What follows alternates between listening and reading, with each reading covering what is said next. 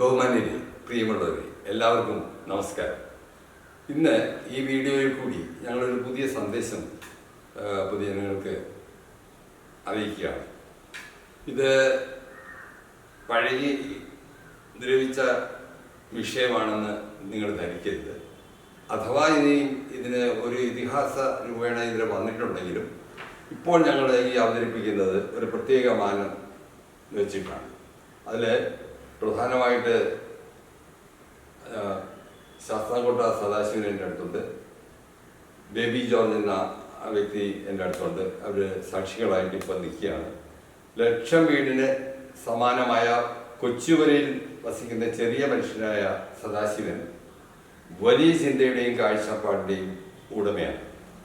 കാഴ്ചയില്ലാത്ത ഈ വീരപോരാളി പതിറ്റാണ്ടുകളായി സാമൂഹ്യ പ്രശ്ന പരിഹാരത്തിനായി ടൺ കണക്കിന് ചോരയും നീരും കണ്ണീരും ഒഴുക്കിക്കൊണ്ടിരിക്കുകയാണ്. ശാസ്താംകോട്ട ശുദ്ധജല സംരക്ഷണത്തിനായി അധികാരികളുമായി പോരാട്ടം നടത്തിക്കൊണ്ടിരിക്കുന്നു. ഒട്ടേറെ ഗ്രന്ഥങ്ങളും അദ്ദേഹം രചിച്ചിട്ടുണ്ട്.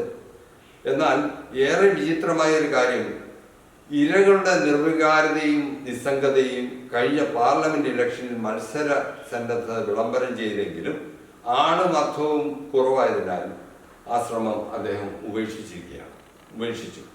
ആശാ വർക്കേഴ്സ് സമരം കൊടുമ്പിരിക്കൾ ഇപ്പോൾ കൊണ്ടപ്പോഴാണ് ഞങ്ങൾ പുതുതായിട്ട് സംഗമിച്ചത്. അത് ഈ ഒരു സംഘടനയുടെ പേരിലാണ് CLCF എന്ന ഒരു സംഘടന രൂപീകരിച്ചുകൊണ്ടാണ് ഇപ്പോൾ മുന്നോടിക്കൊണ്ടിരിക്കുന്നത്. ആ CLCFിനെ പറ്റിയൊക്കെ കൂടുതലായിട്ടുള്ള കാര്യങ്ങൾ അദ്ദേഹം പറയും. ഇതോടൊപ്പം എന്നെ സംബന്ധിച്ചിടത്തോളം ഞാൻ ഒരു കവിയെ ആണ്, ഒരു സാഹിത്യ കുതുകിയാണ്. ഇതെല്ലാം എൻ്റെ മനസ്സിലുള്ളത് ഈ സാമൂഹ്യ പ്രതിബദ്ധതയുടെ പേരിലാണ്. അപ്പോൾ എന്നെ പ്രേരിപ്പിച്ച ഒരു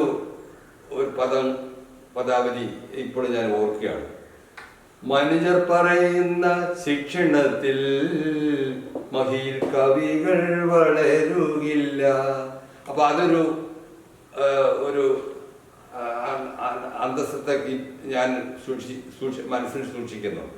അതോടൊപ്പം തന്നെ നമ്മുടെ പൊതുവായ ഈ കേരളത്തിലോ അല്ലെങ്കിൽ ഇന്ത്യയിലെ വിവിധ സംസ്ഥാനങ്ങളിലോ ഉള്ള പ്രശ്നങ്ങൾ മാത്രമല്ല, ഇത് ആഗോളമായിട്ടുള്ള പ്രശ്നമാണ്. ഇത് എവിടെ നിന്ന് തുടങ്ങണം, എവിടെയാണ് ഇതിൻ്റെ മുന്നിച്ചുഴി എന്നുള്ളതിനെ പറ്റിയൊക്കെ ഉള്ളത് പൊതുജനങ്ങൾ തീർച്ചയായിട്ടും മനസ്സിലാക്കിയിരിക്കണം. അല്ലെങ്കിൽ നമ്മൾ ഈ ഇങ്ങനെയുള്ള ഒഴുക്കിൽപ്പെട്ട് വെറുതെ ഇങ്ങനെ ഒരു ലക്ഷ്യബോധമില്ലാതെ ഉള്ള ജീവിത ശൈലിയിൽ അനുവർത്തിക്കേണ്ടതായിരുന്നു. നീതിയെ ക്രൂശിച്ച ദേശങ്ങളിലെല്ലാം ഭീതിതമായൊരു ഭീഷണി എന്ന പോൽ വിശുദ്ധ നാടിന്റെ വർണ്ണയിടങ്ങളിൽ വിമോചന യുദ്ധം വിനാശമേകുന്നു. ഉന്മാദം കൊണ്ടെന്നും തമ്മിൽ തല്ലിയിടുന്നു, ഉണ്മയും നന്മയും വിങ്ങിക്കരയുന്നു, ചെല്ലക്കിളികളും തേങ്ങിക്കരയുന്നു, ചെമ്മാനം പെട്ടെന്ന് മിന്നിമറയുന്നു. ജനിച്ച നാടിനെ ഒറ്റിക്കൊടുത്തിട്ട് ജന്മം നശിച്ചെന്ന് കുറ്റപ്പെടുത്തുമ്പോൾ ജനനി തൻ ശാപം വിടില്ല നമ്മളെ, ജനാധിപത്യവും തകരുമെന്നോർക്കുക. മണ്ണിടം വെട്ടി പിടിക്കാമെന്നോർത്താണോ മത്സരിച്ച് നീ ജനവിധി തേടുന്നേ? പദവി നേടാനായി പാതകം ചെയ്യുന്നു പലരും രാക്ഷസ രാഷ്ട്രീയ ഭീകരർ. ഇന്ന് നമ്മൾ അവതരിപ്പിക്കുന്ന 3 വിഷയങ്ങളുണ്ട്. അതിൽ ആദ്യത്തേത് കൃഷിയാണ്. ഈ കൃഷിയുടെ പാഠം 1 എന്നുള്ള രീതിയിൽ ഇപ്പോൾ നിങ്ങളുടെ മുമ്പിൽ ഈ ബാനർ അവതരിപ്പിക്കും. അതിനെപ്പറ്റി ശാസ്താംകോട്ട സദാശിവൻ നിങ്ങളോട് വിസ്തരിച്ച് ചില കാര്യങ്ങൾ പറയും. രണ്ടാമതായിട്ട് ആരോഗ്യത്തെ സംബന്ധിച്ചിട്ടുള്ള കാര്യങ്ങളാണ്. മൂന്നാമത് പരിസ്ഥിതി പ്രശ്നമാണ്. ഇത് 3 ആണ് ഇന്നത്തെ ടോപ്പിക്ക്. ദയവായി ഇത് പരസ്പരം നിങ്ങൾ മനസ്സിലാക്കണം. അത് നമ്മുടെ സാമൂഹിക പ്രതിബദ്ധതയും നമ്മുടെ സാമൂഹിക നന്മയ്ക്കുമായിട്ടാണ് ഇത് പ്രയോജനപ്പെടുന്നത് എന്നുള്ള വിനയപൂർവ്വം പറഞ്ഞുകൊണ്ട് ഞാൻ തൽക്കാലം വിരമിക്കുന്നു. ബഹുമാനപ്പെട്ട ശ്രോതാക്കളെ, പ്രിയപ്പെട്ട ജനാധിപത്യ വിശ്വാസികളെ, ഇന്ന് ഞാനിവിടെ വരാനിടയായ ഒരു സന്ദർഭം ദീർഘകാലമായി സാമൂഹ്യ സാഹിത്യ സാമ്രാജ്യത്തിൽ അതിവിപുലമായ സേവനങ്ങൾ സമർപ്പിച്ചുകൊണ്ടിരിക്കുന്ന ബേബി ജോൺ താമരവേലിയുടെ ആഗ്രഹപ്രകാരം ഞാനിവിടെ വന്നതാണ്. അദ്ദേഹത്തോട് ഏതാനും നിമിഷം കഴിയുക എന്നത് എൻ്റെ ജീവിതത്തിലെ ധന്യമായ മുഹൂർത്തമാണ്. ഒട്ടേറെ ജീവിത അനുഭവങ്ങൾ ജനങ്ങളോട് പറയണം എന്നുള്ള ആഗ്രഹത്തിൻ്റെ ഫലമായി അദ്ദേഹം ഒട്ടേറെ കവിതകളും കവിതകളും നോവലുകളും ഒക്കെ എഴുതിയിട്ടുണ്ട്. അപ്പോൾ അദ്ദേഹത്തിൻ്റെ ഈ ധന്യമായ സന്നിധിയിൽ ഇരുന്നുകൊണ്ട് ഞാൻ നിങ്ങളോട് ഏതാനും ചില വിഷയങ്ങളെ സംബന്ധിച്ച് പ്രതിപാദിക്കാൻ ആഗ്രഹിക്കുകയാണ്. അതിൽ പ്രധാനമായും ഞാൻ ഊന്നൽ കൊടുക്കുന്നത് പ്രകൃതിയുമായി ഏറ്റവും അടുത്ത് നിൽക്കുന്ന, മനുഷ്യരുമായി അവരുടെ നിലനിൽപ്പുമായി അതിജീവനവുമായി ബന്ധപ്പെട്ട് നിൽക്കുന്ന കൃഷിയെക്കുറിച്ചാണ്. കൃഷി നമ്മുടെ സംസ്കാരത്തിൻ്റെ നെടും തൂണ് കൃഷിയാണ്. ഭാരതീയ സംസ്കാരത്തിൻ്റെ തന്നെ നെടും തൂണാണ്. പക്ഷേ ഇന്ന് ആ നെടും തൂണിനെ എന്തൊക്കെയോ ഗൂഢലക്ഷ്യത്തിൻ്റെ ഫലമായിട്ട് ഒഴിച്ച് തകർത്ത് കാണിക്കുന്നു. ഭക്ഷ്യ സുരക്ഷാ നിയമം നിലവിൽ വന്ന ഒരു നാട്, ഒരു കാലത്ത് ബംഗാൾ ക്ഷാമത്തെ അതിജീവിക്കുന്നതിന് വേണ്ടി കഠിനാധ്വാനം ചെയ്തിട്ടുള്ള കർഷക സമൂഹമാണ്. പക്ഷേ അവരുടെ പ്രവർത്തനങ്ങളെക്കുറിച്ചോ അവരുടെ പാരമ്പര്യത്തെക്കുറിച്ചോ അവരുടെ നിലനിൽക്കേണ്ടതായ ആവശ്യത്തെക്കുറിച്ചോ ഭരണകൂടങ്ങൾക്കോ അറ്റ്ലീസ്റ്റ് ജനങ്ങൾക്ക് പോലും ഒരു ധാരണയില്ല. അത് ഉണ്ടാക്കിയെടുക്കേണ്ടതുണ്ട്. ആരാണ് കർഷകർ? ആരാണ് കൃഷിക്കാർ? പ്രകൃതിയുമായി കൃഷിക്കും നമുക്കും എന്താണ് ബന്ധം? ആ ബന്ധങ്ങൾ അറ്റുപോയാൽ എന്താണ് ഇവിടെ സംഭവിക്കുക? സംഭവിച്ചതിന് ശേഷം പരിതപിച്ചിട്ട് കാര്യമുണ്ടോ? അന്നം വിളയിക്കും അന്നവന്മാരല്ലോ ഈ മണ്ണിനെ പ്രേമിക്കും കൃഷിവലന്മാർ. ജനകോടികൾ തൻ വിശപ്പാറ്റിയിടുമാ ഭഗീരഥന്മാരെ ആദരിച്ചിടുവിൻ എന്ന് ഞാൻ ഒരു ലഘു കവിത എഴുതി പ്രസിദ്ധീകരിക്കുകയുണ്ടായി വർഷങ്ങൾക്ക് മുമ്പ്. ഈ കർഷകന്റെ കഠിനാധ്വാനത്തിന് എന്തെങ്കിലും ഒരു വില കൽപ്പിക്കുന്നവരുണ്ടെങ്കിൽ അവർ നമ്മുടെ ഭക്ഷണം ഉൽപ്പാദിപ്പിച്ച് അവർക്ക് വേണ്ടി മാത്രമല്ല, അക്ഷരന്മാരായിട്ടുള്ള കോടിക്കണക്കിന് ജനങ്ങളുടെ ഒരു നേരത്തെ ആഹാരത്തിന് വേണ്ടി പ്രകൃതിയോട് മല്ലിട്ട് ഭഗീരഥ പ്രയത്നം നടത്തുന്നവരാണ്. ആ ഭഗീരഥ പ്രയത്നം നടത്തുന്ന ആളുകളെ അനാദരിക്കുക എന്ന മിനിമം പരിപാടിയാണ് സെൻട്രൽ ഗവൺമെൻറ്റും സംസ്ഥാന ഗവൺമെൻറ്റും ഇവിടെ ചെയ്തുകൊണ്ടിരിക്കുന്നത്. നിങ്ങൾക്കറിയാം, ഡൽഹിയിലൊക്കെ ഇപ്പോൾ അവർക്ക് പ്രവേശിക്കാൻ അവസരം കൊടുക്കാതെ സ്വന്തം ജനിച്ച മണ്ണിൽ മരിക്കുന്നത് വരെ സ്വന്തമായി ജീവിക്കുവാനുള്ള പ്രകൃതിദത്തമായ അനുവാദമുള്ള ഒരു നാട്ടിൽ, ഒരു ജനാധിപത്യ രാജ്യത്തിൽ, സോഷ്യലിസ്റ്റ് രാജ്യത്തിൽ അവർക്ക് വാ തുറന്ന് അവരുടെ അഭിപ്രായം പറയുവാനോ അത് കേൾക്കുവാനോ ഇവിടെ അധികാരികളില്ലാത്ത ഒരവസ്ഥ വന്നിരിക്കുന്നു. അവരിലെ പ്രമുഖരായ പല നേതാക്കന്മാരും അറസ്റ്റ് ചെയ്യപ്പെട്ടിരിക്കുകയാണ് ഈ സമയത്ത്, ഞാൻ ഈ സംസാരിക്കുന്ന സമയത്ത്.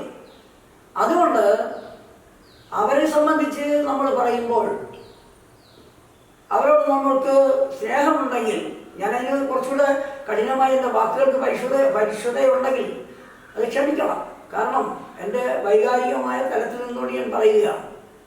അതായത് അവർക്ക് അവരുടെ ഉൽപ്പന്നങ്ങൾ ഉണ്ടാക്കിയാൽ, പിന്നെ ഈ കാർഷിക വിഭവങ്ങൾ ഉണ്ടാക്കിയാൽ അതിന് മാന്യമായ ഒരു തറവില പോലും ഇവിടെ ലഭിക്കുന്നില്ല. മാത്രമല്ല, ആ വിഭവങ്ങൾ ഉപയോഗപ്പെടുത്തി സ്വന്തമായി ഉൽപ്പന്നങ്ങൾ ഉണ്ടാക്കി സംസ്കരിച്ച് ഭക്ഷ്യ സാധനങ്ങളായാലും മറ്റുള്ളതായാലും സംസ്കരിച്ച് വിപണനം നടത്താനുള്ള ഒരു അധികാരവുമില്ല. അതിൻ്റെ പിന്നെ വിളവെടുപ്പ് കാലഘട്ടത്തിലെ കുത്തക മുതലാളിമാർ കടന്നു കയറി അവരൊരു വില നിശ്ചയിക്കുകയാണ്, ഏറ്റവും മിനിമമായ ഒരു വില. അതായത് അവർ കാർഷിക ജീവിതത്തിനിടയിൽ കടം വാങ്ങിച്ചും ഇടം വാങ്ങിച്ചും ചെലവഴിക്കുന്ന പൈസയുടെ 1/10 പോലും അവർക്ക് ലാഭം കിട്ടില്ല. ആ കാലയളവിൽ ഈ കുത്തക മുതലാളിമാർക്ക് മൊത്തം അടിച്ചു മാറ്റുന്നതിനുള്ള അവസരമാണ് ഇവിടെ ഉണ്ടാക്കിക്കൊടുത്തിരിക്കുന്നത്. ഈ കാർഷിക വിഭവങ്ങളിൽ നിന്നാണ് മറ്റ് പിന്നെ ഈ പ്രകൃതിദത്തമായിട്ടുള്ള ഇൻഗ്രീഡിയൻസ് ഒക്കെ ഉണ്ടാക്കുന്നത്. മറ്റ് കമ്പനികൾക്ക് വേണ്ടിയിട്ടായാലും മറ്റ് സ്ഥാപനങ്ങൾക്ക് വേണ്ടിയിട്ടായാലും അപ്പോൾ കർഷകനില്ലെങ്കിൽ ഈ ഉൽപ്പന്നങ്ങളൊന്നും ഉണ്ടാവില്ല. ഉൽപ്പന്നങ്ങൾ വെളിയിൽ വന്നില്ല, കാർഷിക വിഭവങ്ങൾ വെളിയിൽ വന്നില്ലെന്നുണ്ടെങ്കിൽ കമ്പനികൾ കൂടെ നടത്താൻ നോക്കിയില്ല. എന്തിന്? നമ്മുടെ വിശപ്പ് പോലും അടക്കാതെ നമ്മുടെ ഈ ദഹനരസം അഥവാ ജലരാഗ്നി അതിൻ്റെ ചൂട് കൊണ്ട് സ്വന്തം ആമാശയം പൊട്ടിപ്പോകുന്ന ഒരവസ്ഥയിലേക്ക് ജനങ്ങളെ കൊണ്ട് എത്തിച്ചിരിക്കുകയാണ്. അവർക്ക് കുടൽ പുണ്ണെന്ന് പറയുന്ന അസുഖം വരുന്നത്. അതിൻ്റെ ഇടയിലാണ് ഇടിവെട്ടിയവൻ്റെ തലയിൽ പാമ്പ് കടിച്ചെന്ന് പറയുന്നത് പോലെ പ്രകൃതി ദുരന്തങ്ങൾ വന്ന് അവനെ ആക്രമിക്കുക. അവനൊന്നും ഒരു കുറ്റക്കാരനുമല്ല, പക്ഷേ അതോടുകൂടി അവൻ കടക്കാരനാകുന്നു. ബാങ്കിൻ്റെ മുമ്പിൽ അവൻ കുറ്റവാളിയാവുകയാണ്. ഈ രാജ്യത്ത് എന്ത് കുറ്റമാണ് ചെയ്തത്? കൃഷി ചെയ്തത് കുറ്റമാകും. സർക്കാരിൻ്റെ ഒരു പോളിസി തന്നെ വിശപ്പില്ലാത്ത ഒരു രാജ്യം ഉണ്ടാക്കിയെടുക്കുക എന്നുള്ളതാണ്. അപ്പോൾ അങ്ങനെയുള്ള ഒരു രാജ്യത്ത് സാമ്പത്തികമായ ഒരു പരാധീനത അനുഭവിക്കുന്ന സമയത്ത് അവനെ ഒരു കുറ്റവാളിയെപ്പോലെ കണക്കാക്കുകയും തിരിച്ചടയ്ക്കാത്തതിൻ്റെ പേരിൽ പിഞ്ചു കുഞ്ഞുങ്ങളെയും വാർദ്ധക്യം ചെന്ന അച്ഛനമ്മമാരെയും മറ്റു ബന്ധുമിത്രാദികളെയും അടിച്ചു പുറത്താക്കിയിട്ട് ഇത് കൂട്ടിക്കൊണ്ടുപോകുന്ന അല്ലെങ്കിൽ താക്കോലെടുത്തുകൊണ്ട് പോകുന്ന ബാങ്കിങ് സംവിധാനത്തിന് കൂട്ടുനിൽക്കുകയാണ് സംസ്ഥാന ഗവൺമെൻറ്റുകളായാലും ശരി തന്നെ കേന്ദ്ര സർക്കാരായാലും ചെയ്യുന്നത്. ഇത് ജനാധിപത്യ വിരുദ്ധമാണ്, ഭരണഘടനാ വിരുദ്ധമാണ്. അതാണ് എനിക്ക് പറയാനുള്ളത്. നിങ്ങൾ ഭരണഘടന എടുത്തു വായിച്ചു നോക്കിക്കോളൂ. അതിനകത്ത് പറഞ്ഞിരിക്കുന്നത് എന്താണ്? എസെൻഷ്യൽ കമ്മോഡിറ്റീസ് ഉണ്ടാക്കുന്നവർക്ക് പ്രത്യേകം പരിഗണന കൊടുക്കേണ്ടതാണ്. അവർക്ക് വേണ്ടത്ര പ്രൊട്ടക്ഷൻ കൊടുക്കണം. സർപ്പാസി എന്ന് പറയുന്ന ഒരു നിയമം ഇവിടുത്തെ കുത്തക മുതലാളിമാരെ സംരക്ഷിക്കാൻ വേണ്ടിയിട്ടാണെന്ന് പറഞ്ഞാൽ നിങ്ങൾക്ക് അത് അവിശ്വസിക്കേണ്ട ഒരു കാര്യമില്ല. കാരണം നമുക്ക് വേണ്ടി അതായത് ഒരു നെന്മണിയിൽ നിന്ന് 1000 പൊന്മണികൾ വിളയിച്ചെടുക്കുന്ന അല്ലെങ്കിൽ ഉതിർത്തെടുക്കുന്ന ആ കഠിനാധ്വാനത്തിൻ്റെ മുമ്പിൽ നമ്മൾ തിരസ്കരായി നിൽക്കണം. ഉച്ചയ്ക്ക് ഉണ്ണുമ്പോൾ അല്ലെങ്കിൽ ഉണ്ണാനിരിക്കുമ്പോൾ ഉരുളകൾ ഉരുട്ടി അണ്ണാക്കിലേക്ക് തള്ളുന്നവരൊന്ന് ഓർക്കണം. ഈ മനുഷ്യരുടെ ത്യാഗത്തിൻ്റെ വില, അവരുടെ വിയർപ്പിൻ്റെ വില നമ്മൾ മനസ്സിലാക്കണം. ഇന്ന് ഭരണകൂടങ്ങൾ ഇവരെ തീവ്രവാദികളെ പോലെ കണക്കാക്കുകയാണ്. നാളെ അവർ പാടത്ത് പോയി പണിയെടുത്തില്ലെങ്കിൽ ഈ ഭക്ഷ്യസുരക്ഷാ നിയമമുള്ള ഈ നാട്ടിലെ ജനങ്ങൾ പട്ടിണി കിടന്ന് ഗംഗാക്ഷാമം പോലെ ഇവിടെ വീണ്ടും നമുക്കത് അഭിമുഖീകരിക്കേണ്ടി വരും. ഇതിന് ആലോചിക്കാനൊന്നുമില്ല. ഇവിടെ വിഭവങ്ങൾ ധാരാളമുണ്ട്, സമ്പത്ത് ധാരാളമുണ്ട്.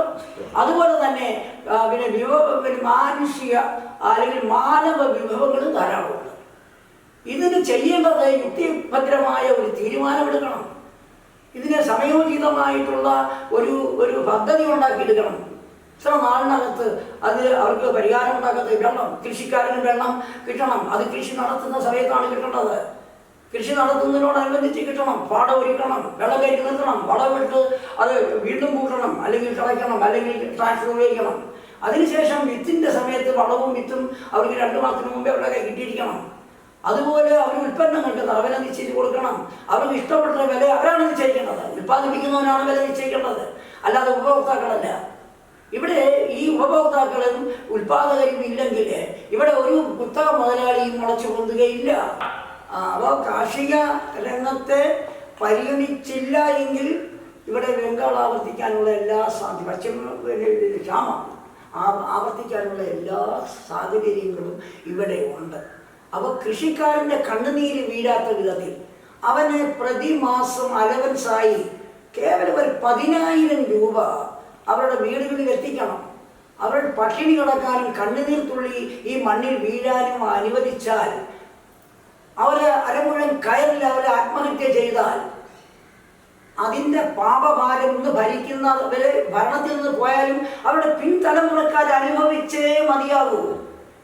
മഹാനായിട്ട് ഇച്ഛൻ പറഞ്ഞു, പൂർവികന്മാർ ചെയ്യുന്ന പാപത്തിൻ്റെ ഫലം സന്തതികൾ അനുഭവിക്കുമെന്ന് അദ്ദേഹം പറഞ്ഞിട്ടുണ്ട്. വിശ്വനാടകൃത്തായിട്ടുള്ള ഇച്ഛനാണ് പറഞ്ഞിരിക്കുന്നത്. അപ്പം അത് മനസ്സിലാക്കണം. താല്പര്യങ്ങൾ സംരക്ഷിക്കാൻ വേണ്ടി ഈ ഭരണാധികാരികളുടെ ചുമതല എന്ന് പറഞ്ഞാൽ കുത്തക മുതലാളിമാരെ തോളിലേറ്റിക്കൊണ്ട് നടക്കുകയല്ല. അവരുടെ പ്രഥമ ചുമതല ജീവനും സ്വത്തിനും സംരക്ഷണം കൊടുക്കുകയും അവർക്ക് ആവശ്യമായ അളവിൽ പോഷകാംശ സമൃദ്ധമായിട്ടുള്ള ഭക്ഷണം എത്തിച്ചു കൊടുക്കുകയും ചെയ്യണം. ഇവിടെ 1ാം ക്വാളിറ്റി അമേരിക്കയിലേക്കും മറ്റു രാജ്യങ്ങളിലേക്കും മന്ത്രിമാർക്കും മാറ്റി വെക്കുകയാണോ ചെയ്യേണ്ടത്? ഒന്നാമത്തെ ക്വാളിറ്റി ഭക്ഷണം കഴിക്കേണ്ടത് ഇവിടുത്തെ കർഷകരാണ്, അവരുടെ മക്കളാണ്. കാരണം അടുത്ത തലമുറ വളർന്നു വരുന്നത് ഈ കർഷകരുടെ മക്കളിൽ നിന്നാണ്. അവരാണ് പാടത്തേക്ക് പോകേണ്ടത്, പറമ്പിലേക്ക് പോകേണ്ടത്. അതല്ലാതെ ഇവിടുത്തെ IAS IPS ഉദ്യോഗസ്ഥന്മാരോ ഇന്ന് പ്രധാനമന്ത്രി പ്രസിഡന്റ് തുടങ്ങിയിട്ടുള്ള പദവിയിലിരിക്കുന്നവരല്ല. അവർക്ക് അതിനുള്ള പ്രായോഗിക പരിജ്ഞാനമില്ല. അവർക്ക് ഭരണപരമായിട്ടുള്ള കഴിവുകളുണ്ടെങ്കിൽ പോലും അത് നമ്മൾ അംഗീകരിക്കുന്നു. പക്ഷേ ഓരോരുത്തരുടെയും കഴിവ്, അവരുടെ അതുകൊണ്ടുള്ള പ്രയോജനങ്ങൾ ആർക്ക് കിട്ടുന്നു എന്നുള്ളത് നോക്കണം.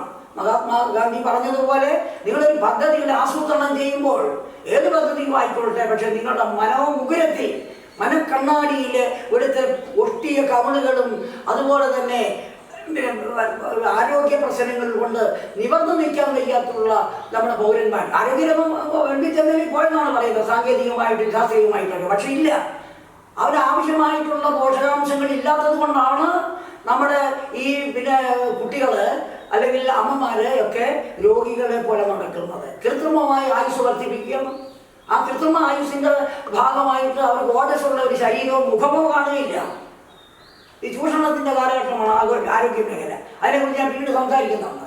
അപ്പം അതുകൊണ്ട് നമ്മൾ പറയുന്നത് അതിർത്തി രക്ഷാഭടന്മാർക്ക് ഏകി പോരുന്നതായിട്ടുള്ള ഈ സകലമായ ആനുകൂല്യങ്ങളും ഈ കർഷകന് കൊടുക്കണം, അവനെ ആദരിക്കണം. നിങ്ങൾക്ക് ആരെയെങ്കിലും ഒന്ന് ആദരിക്കണമെന്ന് തോന്നിയാൽ ഒരു നല്ല സമ്മേളനത്തിൽ വെച്ചോ ഒരു കല്യാണ പന്തലിൽ വെച്ചോ എവിടെ വെച്ചോ ആയിക്കോട്ടെ, അവനെ ചവറ്റി കൊട്ടയിലേക്ക് കളഞ്ഞിട്ട് ഒന്നാം പൗരനാകേണ്ട കർഷകനെ പിടിച്ച് മൂന്നാം തരം പൗരന്മാരാക്കി മാറ്റിയിട്ട് ഇച്ചിരി പണം കയ്യിലെടുത്ത് കടം വാങ്ങിച്ചത് പറഞ്ഞുകൊണ്ട് കള്ളനെ പോലെ ഈ സോഷ്യലിസ്റ്റ് രാജ്യത്തിൽ, നമ്മളുടെ ജനാധിപത്യ രാജ്യത്തിൽ നടത്തിക്കുക എന്ന് പറയുന്നത് അവൻ്റെ വീട്ടിൽ ചെന്ന് ഈ പ്രസവകാലം അതോടടുത്തിരിക്കുന്ന ഭാര്യയോ അല്ലെങ്കിൽ മക്കളെയോ അല്ലെങ്കിൽ വാർദ്ധക്യം കൊണ്ട് നിവർന്നു നീക്കാൻ വയ്യാത്ത ഒരു നുള്ളു മരുന്ന് ഒരു പാരസെറ്റമോൾ വാങ്ങിച്ച് തിന്നാൻ നിവർത്തിയില്ലാത്ത കർഷകരെ ഈ അടിച്ചു പുറത്താക്കിയിട്ട് പൂട്ടി താക്കോലെടുത്തുകൊണ്ട് പോകുന്നത് കണ്ടുകൊണ്ടിരിക്കുന്ന ഭരണാധികാരികൾക്ക് മനുഷ്യത്വമുണ്ടോ, മര്യാദയുണ്ടോ? അവരെ എന്ത് കുറ്റമാണ് ചെയ്തത്? കടം കൊടുത്തത് സർക്കാരാണ്. അപ്പോൾ ആ സർക്കാരിന് എന്ത് ചെയ്യാം? കാർഷിക മേഖലയിലെ പ്രതിസന്ധികൾ ഉണ്ടാകുമ്പോൾ അല്ലെങ്കിൽ പ്രകൃതി ശല്യങ്ങൾ ഉണ്ടാകുമ്പോൾ അവർ ചെയ്യാത്ത കുറ്റം കൊണ്ട് അവരുടെ കൃഷി അല്ലെങ്കിൽ ഉത്പാദനം മുരടിച്ചു പോയാൽ പരിസരഹിതമായിട്ട് പണം അവർക്ക് കൊടുത്ത് അവരെ കൊണ്ട് തന്നെ വീണ്ടും കൃഷി ചെയ്യിച്ചിട്ട് ആ ഉൽപ്പന്നങ്ങൾ സർക്കാർ ഏറ്റുവാങ്ങിക്കൊണ്ട് കുറേശ്ശെ അല്ലെങ്കിൽ കണ്ടശ ഗഡുക്കൾ വെച്ചിട്ട് ആ പണം തിരിച്ചു പിടിക്കുകയാണ് മര്യാദയ്ക്ക് ചെയ്യുന്നത്. അമേരിക്കക്കാരൻ അവൻ്റെ നെൽപ്പാടങ്ങളിലും ഗോതമ്പ് പാടങ്ങളിലും അവരുടെ കർഷകർക്ക് വാരിക്കോരി സബ്സിഡി കൊടുക്കുമ്പോൾ അമേരിക്കൻ പ്രസിഡന്റ് പറയുന്നതിനനുസരിച്ച് ഇവിടുത്തെ പ്രസിഡന്റോ പ്രധാനമന്ത്രിയോ ഒപ്പുവെച്ചു കൊടുത്ത് തലയാട്ടിക്കൊണ്ട് വന്നിട്ട് ഇവിടുത്തെ പാവപ്പെട്ട കർഷകരെ വേദനിപ്പിച്ചുകൊണ്ട് അവരെ ആത്മഹത്യയിലേക്ക് തള്ളിവിടുന്നത് എന്ത് സോഷ്യലിസമാണ്, എന്ത് മര്യാദയാണ് എന്ന് നിങ്ങൾ ശാന്തമായി ഇന്ന് ആലോചിക്കണം. അതാണ് ജനങ്ങളുടെ നികുതി പണമാണ് നിങ്ങൾ മാസാമാസം ശമ്പളം പറ്റുന്നത്. നിങ്ങൾ പ്ലെയിനിൽ പോകുന്നതും നിങ്ങൾക്ക് ഓപ്പറേഷന് വേണ്ടി വിദേശ രാജ്യങ്ങളിൽ പോകുന്നതും നിങ്ങൾ ഓർമ്മിക്കുക. ഇവിടുത്തെ പാവപ്പെട്ടവരുടെ ആശുപത്രിയിൽ പോകാനുള്ള നിവൃത്തിയില്ല. ഞാൻ ആ സംഭവം പറയുന്നുണ്ട്. മെഡിക്കൽ എസ്റ്റാബ്ലിഷ്മെന്റ് ആക്ട് എന്ന് പറയുന്നത്, ആ മെഡിക്കൽ എസ്റ്റാബ്ലിഷ്മെന്റ് ആക്ട് കേരളത്തിലും KM മാണി ധനകാര്യമന്ത്രിയായിരുന്ന സമയത്ത് അസംബ്ലിയിൽ തമ്മിലടി നടക്കുന്ന സമയത്ത് അവിടെ ചർച്ച ചെയ്യാതെ അത് ഉത്തമ മുതലാളിമാർക്ക് വേണ്ടി പാസ്സാക്കി വെച്ചിരിക്കുന്ന ഒരു നാടാണിത്. അപ്പോൾ അത്തരത്തിലുള്ള ജനദ്രോഹപരമായിട്ടുള്ള നിയമങ്ങൾ നിർമ്മിക്കാനും അത് ചർച്ച ചെയ്യാനും അത് ജനങ്ങളെ ചർച്ച ചെയ്യാനുള്ള വേദിയല്ല നിയമനിർമ്മാണ സഭയുടെ പാർലമെന്റായത് അസംബ്ലി. ജനങ്ങൾക്ക് ഉപകാരപ്രദമായിട്ടുള്ള, ജനങ്ങൾക്ക് ഐശ്വര്യം പ്രദാനം ചെയ്യുന്ന, തൊഴിലവസരങ്ങൾ സൃഷ്ടിക്കുന്ന തരത്തിലുള്ള സംരംഭങ്ങൾ തുടങ്ങുന്നതിന് വേണ്ടി ഖജനാവ് ഉപയോഗിക്കുന്നതിന് പകരം ഇവിടെ ജനദ്രോഹപരമായിട്ടുള്ള നടപടികളാണ് അടിമുതൽ മുടി വരെ നടന്നുകൊണ്ടിരിക്കുന്നത്. സ്വന്തം നാടിൻ്റെ വിഭവങ്ങൾ മുഴുവൻ കുറഞ്ഞ വിലയ്ക്ക് കൊടുത്ത് കാശ് വാങ്ങിച്ചിട്ട് ഖജനാവിലേക്ക് നാമമാത്രമായ പണം എത്തിച്ചുകൊണ്ട് ബാക്കി പണം അടിച്ചു മാറ്റുന്ന പരിപാടിയാണ് നമ്മുടെ ഈ ജനാധിപത്യ രാജ്യത്ത് നടന്നുകൊണ്ടിരിക്കുന്ന, ഇന്ത്യൻ ഭരണഘടനയുടെ കീഴിൽ നടന്നുകൊണ്ടിരിക്കുന്നത്. ഇത് സഹിക്കാൻ കഴിയത്തില്ല. അതുകൊണ്ടാണ് പവർ ഓഫ് ഡെമോക്രസി എന്ന് പറയുന്ന തത്വത്തിലേക്ക് ഞങ്ങളൊക്കെ നീങ്ങിയത്. 75 വയസ്സ് പ്രായമുണ്ട് എനിക്ക്. എൻ്റെ അടുത്തിരിക്കുന്ന ഈ താമരവേലി, അദ്ദേഹത്തിന് 83 വയസ്സ് പ്രായമുണ്ട്. അദ്ദേഹവും കരയാതെ കരയുകയാണ് ഇവിടെ നിന്ന്. ഞങ്ങളൊക്കെ നിസ്സഹായരാണ്, ആയുധമില്ലാതെ ഞങ്ങൾ പോരാടുകയാണ്. എത്ര വെടിയുണ്ട വന്നാലും അത് ഏറ്റുവാങ്ങാനുള്ള നെഞ്ചുറപ്പ് ഞങ്ങൾക്കൊക്കെ ഉണ്ട്. ഇന്നല്ലെങ്കിൽ നാളെ മരിക്കും. പക്ഷെ ഇന്ത്യയെ കൊള്ളയടിച്ചുകൊണ്ട്, ഇന്ത്യയിലെ 140-50 കോടി വരുന്ന ജനങ്ങളെ കൊള്ളയടിക്കാൻ ഈ പരമാധികാര മതേതര ജനാധിപത്യ സോഷ്യലിസ്റ്റ് രാഷ്ട്രത്തിൽ ഇനി അനുവദിക്കുന്ന പ്രശ്നമേ ഇല്ല. അതിനു വേണ്ടിയിട്ടാണ് ഞാൻ constitutional literacy and charity force എന്ന സംഘടന ഉണ്ടാക്കിയത്. 2020 പിണറായി വിജയന്റെ മുമ്പിൽ ഞാനൊരു കത്തയച്ചിരുന്നു. ഡൈനാമിക് ആക്ഷൻ കൗൺസിലിന്റെ ഇന്ത്യൻ ഭരണത്തെ കുറിച്ച് ഒരു ചുക്കും ചുണ്ണാമ്പും അറിയാൻ വയ്യാത്ത ജനസമൂഹമാണ് ഇവിടെ ഉള്ളത്. 99% അങ്ങനെ തന്നെയാണ്. എന്തിനാണ് ഭരണഘടന ഉണ്ടാക്കുന്നതെന്ന് ഞാൻ ഇപ്പോൾ വിശദീകരിക്കുന്നില്ല.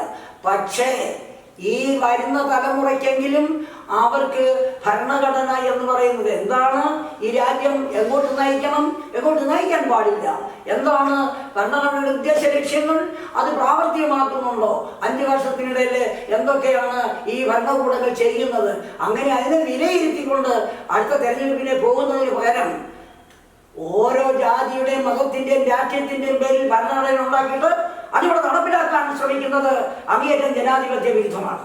അതിനെ ചോദ്യം ചെയ്യുവാൻ ഇവിടുത്തെ പൗരന്മാർക്ക് ചങ്കൂറ്റമുണ്ട്. അതിന് നേതൃത്വം കൊടുക്കുവാൻ ഈ പ്രായം എനിക്ക് കണ്ണു കാണാൻ വയ്യാത്ത ഒരാളാണ്. 2010 കണ്ണിന്റെ കാഴ്ച പോയി, പക്ഷേ എനിക്ക് ഉൾക്കാഴ്ച നന്നായിട്ടുണ്ട്. അത് എനിക്കറിയാം. അതുകൊണ്ട് ഈ പാവപ്പെട്ട ജനങ്ങളെ രക്ഷിക്കേണ്ട ഉത്തരവാദിത്വം ഭരണഘടന ഏറ്റെടുക്കാതെ വന്നതുകൊണ്ട് സുപ്രീം കോടതി മുതൽ താഴോട്ടുള്ള മുനിസിപ്പൽ കോടതി വരെയുള്ള മേഖലകൾ മുഴുവനും അഴിമതിയിൽ മുങ്ങി കുടിച്ചിരിക്കുകയാണ്. അപ്പൊ അതിനൊരു മാറ്റം വരുത്തണം. അതിനൊരു മാറ്റം വന്നിട്ട് ജനാധിപത്യ മര്യാദയിൽ ഇതെല്ലാം നടത്തിക്കൊണ്ട് പോകുന്നതിന് വേണ്ടി ശ്രമിക്കുന്നതിന് എല്ലാവിധ ജുഡീഷ്യൽ പ്രൊട്ടക്ഷൻ ആയിട്ടുള്ള സുപ്രീം കോടതി എനിക്ക് മുതൽ താഴോട്ടുള്ളവർക്കെല്ലാം ഞങ്ങൾ പ്രൊട്ടക്ഷൻ തരാം. ഞങ്ങൾ ശമ്പളം തരുന്നുണ്ട്. നമ്മൾ 8 പശുക്കളെ തീറ്റി പോറ്റിയിടാൻ എന്തിനാണ് ഈ ഭീമമാം ശമ്പളം ഏമാന്മാർക്ക് എന്ന് ഞാൻ ചോദിച്ചു പോവുകയാണ്. ഒരു പൈസയുടെ ജോലിയും ചെയ്യാതെ ഭരണഘടനയുടെ നിലയിൽ ഇരുന്നുകൊണ്ട് ശമ്പളം പറ്റുന്നത് ആർക്ക് വേണ്ടിയാണ്? ഇവിടുത്തെ ജനങ്ങൾക്ക് വേണ്ടിയാണ്. ഇവിടെ ഒരു ജഡ്ജിയുടെ വീട്ടു മുറിയിൽ നിന്ന്, കിടപ്പ് മുറിയിൽ നിന്നോ എവിടെ നിന്നോ, ഞാൻ പത്രം വായിക്കുന്ന ആളല്ല, എനിക്ക് കാണാനും വയ്യ, ഞാൻ റേഡിയോ TV-യിൽ കൂടെ കേട്ടതാണ്. 15 കോടി രൂപ അനധികൃതമായ പണം കണ്ടെത്തിയെന്ന് അടുത്ത കാലത്ത് റിപ്പോർട്ട് വന്നു. എങ്ങനെ എന്ത് സംഭവിച്ചു? എവിടെ സംഭവിച്ചു? ഇവിടുത്തെ വിജിലൻസ് എവിടെ പോയി? ഇവിടുത്തെ CBI എവിടെ പോയി? അതുപോലുള്ള ED എവിടെ പോയി? പ്രധാനമന്ത്രി എവിടെ പോയി? പ്രസിഡന്റ് എവിടെ പോയി? ഞാൻ ചോദിക്കുകയാണ്. കൃഷിയെ സംബന്ധിച്ചിട്ടുള്ള ഈ സെഷൻ ഇവിടെ അവസാനിക്കുകയാണ്. അത് ഇൻ ബ്രീഫ് എൻ്റെ ഒരു ചെറിയ കവിതയിൽ കൂടി നിങ്ങളുടെ മുമ്പിൽ അവതരിപ്പിക്കുന്നു. കൃഷിയിടങ്ങൾ നശിച്ചു, കലകൾ കാപട്യം പൂണ്ടു, അഹന്തയലന്ധത പെരുകി പെരുകി ആർക്കും ഒരാശ്വാസമില്ലാതായി. Health is wealth, peace of mind is happiness. ലക്ഷ്യത്തിലെത്താൻ ലക്ഷങ്ങൾ വേണ്ട ഉന്നമതി.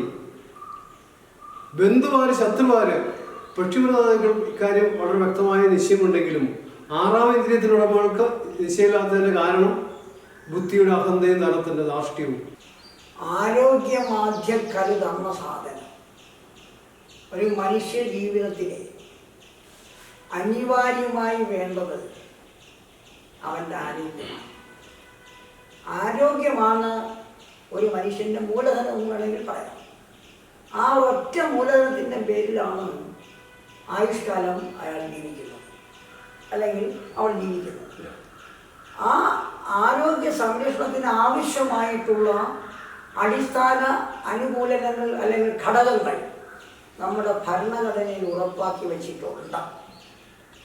അത് അടിസ്ഥാന ആവശ്യങ്ങൾ, ഫണ്ടമെന്റൽ റിക്വയർമെന്റ്സ് എന്നാണ് പറയുന്നത്. അതെന്തൊക്കെയാണെന്ന് ഞാൻ വിശദമായിട്ട് പറയുന്നില്ലെങ്കിൽ പോലും ഓടിച്ച് ഞാനെന്ന് പറയാം, ഈ ആരോഗ്യത്തിൻ്റെ കാര്യമായതുകൊണ്ട്.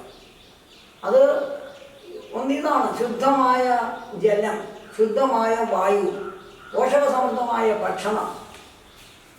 ഇത് അടിസ്ഥാനമായിട്ടുള്ള കാര്യങ്ങളാണ്. ആരോഗ്യരക്ഷയ്ക്കുള്ള ആതുര ശുശ്രൂഷാലയങ്ങൾ, ഇതൊക്കെ നമ്മുടെ ഫണ്ടമെന്റൽ റിക്വയർമെന്റ്സിനകത്ത് വരികയാണ്. ആർട്ടിക്കിൾ 47 എന്ന് പറയുന്ന അനുച്ഛേദത്തിൽ ഇത് വ്യക്തമാക്കുന്നുണ്ട്. എന്നാൽ ഇന്ന് വരെ 80 വർഷം കഴിഞ്ഞിട്ടും ഇതിൽ ഒരെണ്ണം പോലും ഇന്ത്യയിൽ ഒരിടത്തും ഒരാൾക്കും അനുഭവിക്കാൻ കിട്ടിയിട്ടില്ല. നടത്തിയെന്ന് തെളിയിച്ചു കഴിഞ്ഞാൽ ഞാനത് ഞാൻ ഈ പൊതു രംഗത്തു നിന്നും എൻ്റെ 52 വർഷത്തെ പൊതുപ്രവർത്തനം ഞാൻ അവസാനിപ്പിക്കാം. അതാണ് ഇവിടെ എൻ്റെ അനുഭവം അതാണ്. എന്നാൽ ആയുസ് വർദ്ധിച്ചു എന്ന് മെഡിക്കൽ ഡിപ്പാർട്ട്മെൻറ്റുകൾ അല്ലെങ്കിൽ എൻ്റെ ആരോഗ്യവകുപ്പ് മന്ത്രി അത് സെൻട്രലിൽ ആയാലും സംസ്ഥാനത്തിന് പറയുന്നു. പക്ഷേ ആരോഗ്യകരമായ അനാരോഗ്യകരമായിട്ടുള്ള ബോഡിയാണത്. അതിന് യാതൊരു സ്ട്രെങ്തും ഇല്ല. കൃത്രിമമായിട്ട് ഇഞ്ചക്ഷൻ കൊടുത്ത് അവരുടെ ആയുസ് നീട്ടിക്കൊണ്ടു പോവുകയാണ്. ഇവിടുത്തെ ആരോഗ്യത്തെക്കുറിച്ചുള്ള കഥ ഞാൻ പറയാം, ചെറിയൊരു കഥ ഞാൻ പറയാം. നല്ല ഉദ്യോഗസ്ഥന്മാരെല്ലാം എൻ്റെ ശാസ്താംകോട്ടയിലാണ് എൻ്റെ വീട്. അവിടെ ആശുപത്രിയും അതുപോലെ നമ്മുടെ ബാങ്കുകളും ഒക്കെ മെഡിക്കൽ സ്റ്റോറുകളൊക്കെ അടുത്തടുത്തുണ്ട്. അവിടെ ഞാൻ കോളേജിൽ പഠിക്കുമ്പോൾ 67 ഒരു മെഡിക്കൽ കോളേജ് ഉണ്ടായിരുന്നുള്ളൂ. എൻ്റെ ശാസ്താംകോട്ടയും ഭരണിക്കാവ് എന്ന് പറയുന്ന കുന്നത്തൂർ താലൂക്കിൻ്റെ ആസ്ഥാന കേന്ദ്രമാണ്. അവിടെ ഇപ്പോൾ 120 130 മെഡിക്കൽ സ്റ്റോറുകളുണ്ട്. എങ്ങനെ വന്നത്? ആരോഗ്യം പരിപൂർണമായിട്ട് നമ്മുടെ ജനങ്ങൾക്കുണ്ടെങ്കിൽ മെഡിക്കൽ സ്റ്റോർ വേണം, ഇത്രയും ഡോക്ടർമാർ വേണോ, ഇത്രയും പഞ്ചനക്ഷത്ര ഹോട്ടൽ വേണോ? നിങ്ങൾ ആലോചിച്ച് നോക്കൂ. എവിടെ കുഴപ്പമില്ലേ? എവിടെ കുഴപ്പമില്ലേ? പോട്ടെ, ശമ്പളം വാങ്ങിക്കൊണ്ട് വരുന്നവരും ഈ പെൻഷൻ വാങ്ങിക്കൊണ്ട് വരുന്ന 65-70 വയസ്സ് പ്രായമുള്ളവരെ ഒരു പഴയ കാലത്തെ ഒരു പട്ടി പോലുള്ള ഒരു ബാഗ് കൊണ്ടുവന്നിട്ട് അവിടെ പറ്റിവരവാണ്. അവിടെ അത്യാവശ്യം പെൻഷൻ്റെ പകുതിയും ആ കടയിലും കൊടുത്തിട്ടാണ് പിന്നെ അടുത്ത ഒരു മാസത്തേക്ക് ഒരു ദിവസം 60 ഗുളികകൾ അല്ലെങ്കിൽ 70 ഗുളികകൾ വെച്ചുള്ള ഗുളികയും വാങ്ങിച്ച് ബാഗിലിട്ടുകൊണ്ടാണ് ഇവർ പോകുന്നത്. ഇവിടെയാണ് ആരോഗ്യവകുപ്പ് മന്ത്രിയും മറ്റുള്ള അനുബന്ധ ഉദ്യോഗസ്ഥന്മാരും പറയുന്നത് നമ്മുടെ രാജ്യത്ത് ആരോഗ്യം കുതിച്ചെന്ന് പൊങ്ങിയെന്നാണ് പറയുന്നത്. കുതിച്ചു പൊങ്ങിയത് കെട്ടിടങ്ങളാണ്. ICU ആണ് കുതിച്ചു പൊങ്ങിയത്. അവൻ്റെ ആധാരം വരെ വാങ്ങിച്ച് അകത്ത് വെച്ചിട്ട് മരിച്ച് ദിവസങ്ങളോളം കിടന്നാലും ശരി തന്നെ ആ ശവം പോലും കാണിക്കാതെ അവസാന നിമിഷം അവർ ഉദ്ദേശിക്കുന്ന പണം കിട്ടുന്നത് വരെ അവിടെ കിടത്തി വിടുന്ന സംഭവം ഞാൻ നേരിട്ട് കണ്ടിട്ടുള്ളതാണ്. ഞാനൊരു 5 ഡോക്ടർമാരെ വെച്ച് ഞാൻ ആശുപത്രി നടത്തിയ ഒരാളാണ്. എൻ്റെ കൂടെ പഠിച്ച വിദ്യാർത്ഥികൾ എൻ്റെ സഹപാഠികളെ വെച്ചിട്ട് അങ്ങനെ നിരവധി ആശുപത്രികളിൽ ഞാൻ നിരന്തരം പോവുകയും ഞാൻ HDCയിലെ മെമ്പർ ആവുകയൊക്കെ ചെയ്തിട്ടുള്ള ആളാണ്. പിന്നെ തിരുവനന്തപുരത്തു നിന്നുള്ള ഡയറക്ടർമാരെ ബന്ദികളാക്കി വെച്ച ഭരണിക്കാവിൽ നിന്നും ശാസ്താംകോട്ട ആശുപത്രിയിൽ നിന്നും അവരെ മോചിപ്പിക്കാൻ മുൻകൈ എടുക്കുകയും അങ്ങനെ മോചിപ്പിച്ചിട്ടുള്ള ആളുമാണ് ഞാൻ. അത് WR ഇത് പിന്നെ നമ്മുടെ രാജൻ ഗോപുരയ്ക്കൊക്കെ അറിയാം. ഇപ്പോഴത്തെ ഇലക്ട്രിസിറ്റിയുടെ മന്ത്രിയായിരിക്കും മാനേജിംഗ് ഡയറക്ടർ ആയിരിക്കുന്ന രാജൻ ഗോപുരയ്ക്ക് അറിയാം. അപ്പോൾ ഇതിനകത്ത് കള്ളക്കളികൾ മുഴുവൻ എനിക്കറിയാം. ഇപ്പം ഞാൻ പറഞ്ഞല്ലോ, മെഡിക്കൽ എസ്റ്റാബ്ലിഷ്മെന്റ് ആക്ട് ഇന്ന് സാധാരണക്കാർക്ക് ലഭിച്ചുകൊണ്ടിരിക്കുന്ന ആനുകൂല്യങ്ങൾ അത് നടപ്പിലായി കഴിഞ്ഞാൽ നമ്മുടെ പൗരന്മാർക്ക് കിട്ടുകയില്ല. അത് പിന്നെ മെഡിക്കൽ ഇൻഷുറൻസ് കമ്പനികളുണ്ട്. അമേരിക്കയിലെ ഭീമൻ കുത്തകകൾക്ക് വേണ്ടിയിട്ട് അവർ കൈക്കൂലി കൊടുത്തിട്ട് ആണ് ഇത് ഇന്ത്യയിൽ പാസ്സാക്കി വെച്ചിരിക്കുന്നത്. കേരളത്തിൽ അത് പാസ്സാക്കി വെച്ചപ്പോൾ ഇടതാകട്ടെ വലതാകട്ടെ സ്വതന്ത്രന്മാരാകട്ടെ ഒറ്റ വേണ്ടിയില്ല.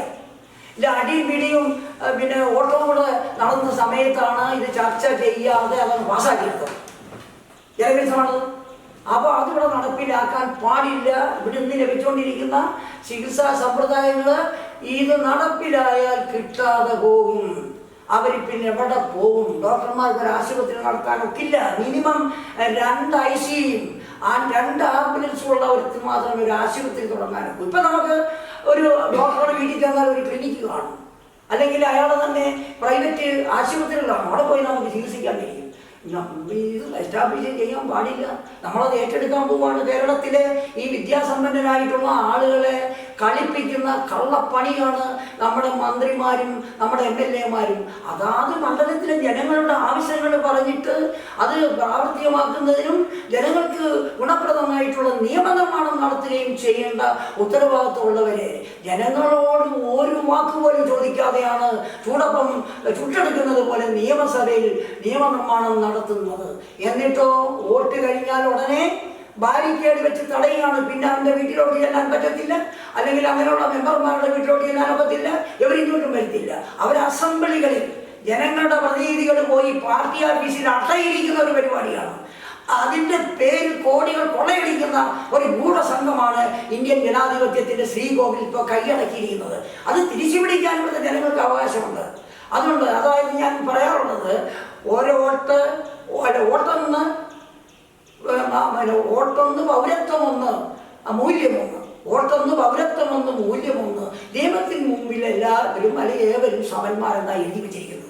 ആർട്ടിക്കിൾ 14 അതിന് ഉള്ള ഒരു ഉപാധി കൂടിയാണ്. മിനിമം വേജസ് ഒക്കെ കൊടുക്കണമെന്നുള്ള നിയമമൊക്കെ ഉണ്ടല്ലോ, വിവേചനം പാടില്ല എന്നൊക്കെ എഴുതിയിട്ടുണ്ട്. പക്ഷെ അതാണ് ഇവിടെ നടക്കുന്നത്. ആശാ വർക്കേഴ്സ് എന്ന് പറയുന്ന സ്ത്രീകളെ 252 രൂപയ്ക്കാണ് പണിയെടുപ്പിക്കുന്നത്, 53 രൂപയ്ക്കാണ് പണിയെടുപ്പിക്കുന്നത്. Ordinary work. ഇവർക്ക് ചൂഷണം ചെയ്യാനുള്ളതാണോ ഇന്ത്യയിലെ പൗരന്മാർ?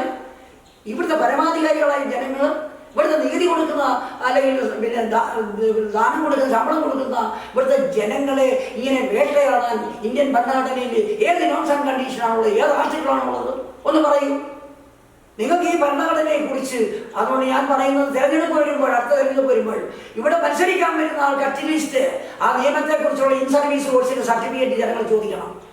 മറ്റെല്ലാത്തിനുണ്ട്, ഡ്രൈവർക്കുണ്ട്, അതുപോലെ തന്നെ പിന്നെ ഏത് മേഖലയിലും ഉള്ളവർക്ക് സർവീസ് സർട്ടിഫിക്കറ്റ് ഉണ്ട്, അല്ലെങ്കിൽ സർവീസ് ഇൻ സർവീസ് കോഴ്സിന്റെ സർട്ടിഫിക്കറ്റ് ഉണ്ട്.